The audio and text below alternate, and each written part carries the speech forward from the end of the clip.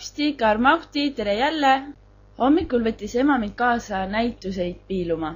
Käisime siis Adamson Eeriku muuseumis maakivi ehtenäitust vaatamas. Nii tore oleks ennast ka ehtida nende ehetega. Meelde jäi ka skulptuurinäitus kiirtoitlustusest.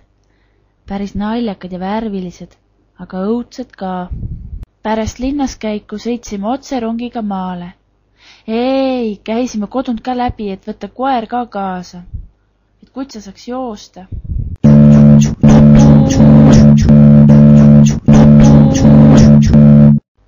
Seal võtsin pika matka ette, kutsaga jalutasime siis järveni. Eelnevalt keelas ema mul jää peal kõndimise, kuid kui ma nägin, et kutsikas 1004 juba libistab end seal kaugel, tahtsin talle järele joosta. Läksingi jääle, kuid see juba murdus ja ragises. Vajusin natuke sisse. Õnneks see oli kallas. Kuid vesi oli nii külm, et terve muu jalg oleks justkui sipelgaid täis. Hakkasin ruttu kodu poole jooksma.